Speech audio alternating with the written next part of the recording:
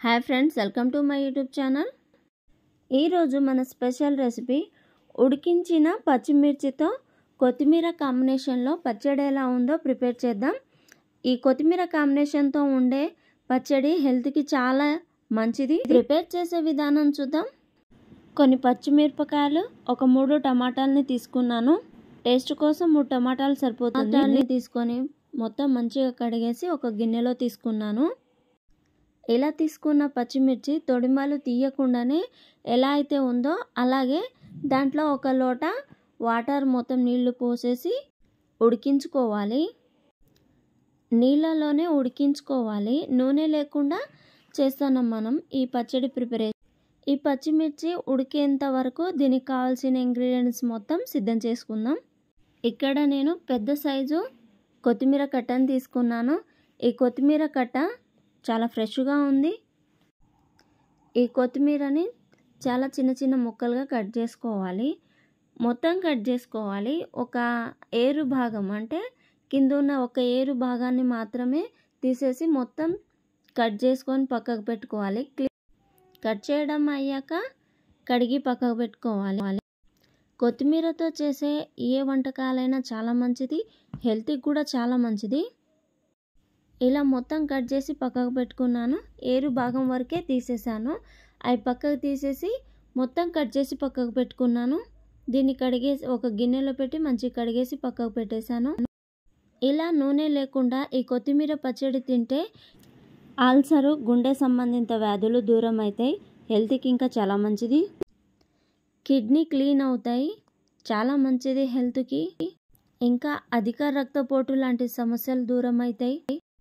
కొంతమంది కొంచెం ఏజ్ దాటాక ఈ పచ్చడి లాంటివి తినలేరు, కానీ ఇలా చేసుకొని తింటే చాలా హెల్త్కి చాలా మంచిది. తర్వాత ఎల్లిపాయలు, ఉల్లిగడ్డలు, ఉప్పు, చింతపండు సిద్ధం చేసి పక్కకు పెట్టేశాను. ఉడికాయి అన్నమాట. పచ్చిమిర్చిని ఉడికించుకున్నాం కదా, అవి ఉడికేసాయి. చాలా బాగా ఉడికింది. ఇలా కలర్ చేంజ్ అయితే ఉడికినట్టు. ఇంకా టమాటాలు కూడా ఉడికినాయి. ఇంకా వాటర్ తీసేసి ఒక్కొక్కటిగా పక్కకు పెట్టుకోవాలి. చూడండి, టమాటా పైన ఉండే తోలు కూడా ఊడిపోయిందనమాట. చాలా బాగా ఉడికింది. ఎప్పుడు నూనెతో ఉండే వంటకాలే కాకుండా మన తాతల కాలం నాటి వాడిన ఈ వంటకాలు కూడా అప్పుడప్పుడు టేస్ట్ చేస్తూ ఉండాలి. హెల్త్కి కూడా చాలా మంచిది. ఈ రోజుల్లో ఏం తిన్నా ఏమవుతుందో అనేసి భయం ఉండకుండా ఇలాంటి కర్రీస్ అప్పుడప్పుడు తింటూ ఉంటే ఇంకా చాలా మంచిది. చాలా బాగా ఉడికింది. ఇలా ఉడికిన తర్వాత ఇంకా ఒక్కొక్కటిగా తొడుమలు తీసి పక్కకు పెట్టుకోవాలి. ఈ పచ్చడి మీరు ఇంతకుముందు ఎప్పుడైనా టేస్ట్ చేసి ఉంటే నాకు కామెంట్ సెక్షన్లో తెలియచేయండి. చాలా బాగుంటుంది. చూడండి, చాలా బాగా ఉడికింది. మీరు కొంచెం ఎక్కువ కారం తినాలి అనుకుంటే ఇంకొంచెం మిర్చిని పెంచుకోవచ్చు. నాకైతే ఇప్పుడు పెట్టిన కారం సరిపోతుంది. చిన్నపిల్లలతో సహా అందరూ కలిసి తినాలి కదా, పెద్దవాళ్ళు చిన్నవాళ్ళు, కాబట్టి నేను ఇంత యూజ్ చేశాను.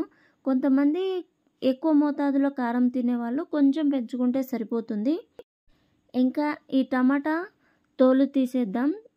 ఇలా పట్టుకోగానే ఊడిపోతుంది. ఇంకా ఈ నల్ల భాగాన్ని కూడా తీసేసి పక్కకు పెట్టుకోవాలి.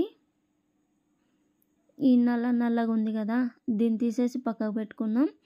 ఇక ఇలా ఉంది. దీన్ని ఇప్పుడు మొత్తం ఇంకా రుబ్బుకుందాం. ఈ మిరపకాయలు, టమాటాలు ఇక్కడ సిద్ధం చేసుకున్న ఇంగ్రీడియంట్స్ మిక్సీలో కంటే మనం నార్మల్గా ఉన్న రోలులో దంచుకోవచ్చు. కాకపోతే కొత్తిమీర కాడలు అక్కడక్కడ పంటికి తగులుతూ ఉంటాయి కాబట్టి నేను డైరెక్ట్గా ఎలా ఉందో అలాగే పెట్టి మిక్సీ చేసేసాను. డైరెక్ట్గా మనం కట్ చేసిన కొత్తిమీరని దీంట్లో మిక్సీ జార్లో పెట్టేసి ఎమ్మటే మిక్స్ చేసి పక్కకు పెట్టేశాను. ఒక గడ్డ ఎల్లిపాయలు తీసుకొని ఇంకో రోల్లోనే దంచుకుంటున్నాను. మిక్సీలో పట్టుకోవడం వల్ల మొత్తం మెత్తగా అవుతుంది. తిన్నా కూడా టేస్ట్ అంతగా అనిపించదు. అందుకనేసి నేను ఒక్క కొత్తిమీర వరకు మాత్రమే మిక్సీ పట్టాను. ఇంకా దాని తర్వాత మిగిలినవన్నిటిని కలిపేసి ఇక్కడ దంచుకుంటున్నాను. ఇలా ఉంటే బాగుంటుంది. మీకు కుదిరితే కొత్తిమీర కూడా దంచుకోవచ్చు, కాకపోతే చాలా టైం పడుతుంది. ఒకవేళ కొత్తిమీర కూడా నేను ఇక్కడే దంచుకోవాలి అంటే కాడలు పెట్టకుండా కొత్తిమీర ఆకుని పెట్టి దంచుకుంటే బాగుంటుంది. కాడలు కూడా దంచుకుంటే బాగుంటుంది, కానీ అవి ఎమ్మటే మెదగవు. ఇంకా పంటికి అక్కడక్కడ దాని కాడలు కొద్ది గట్టిగా ఉంటాయి కదా, అవి తగులుతూ ఉంటాయి. దీంట్లోనే ఒక నిమ్మకాయ సైజ్ అంతా చింతపండు వేసి దంచేసుకుంటున్నాను. ఇలా దంచుకోవడం వల్ల ఎమ్మటే అవుతుంది. ఇంకా మరీ మెత్తగా దంచుకోని అవసరం లేదు. అలా ఉండడం వల్ల చాలా బాగుంటుంది. దీంట్లో సరిపడా ఉప్పు వేసుకోవాలి. ఈ పచ్చడిని జొన్న రొట్టెతో తింటే ఇంకా చాలా బాగుంటుంది.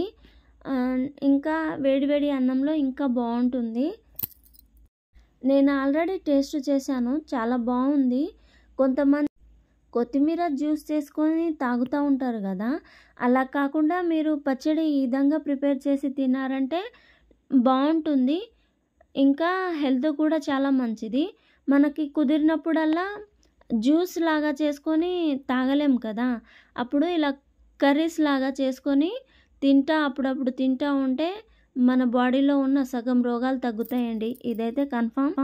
ఇక్కడ మనం ఎలాంటి ఆయిల్ ఏమి యూజ్ చేయలేదు. ఎలా అయితే ఇంగ్రీడియంట్స్ ఉన్నాయో అలాగే వాటిని న్యాచురల్గా యూజ్ చేసాము.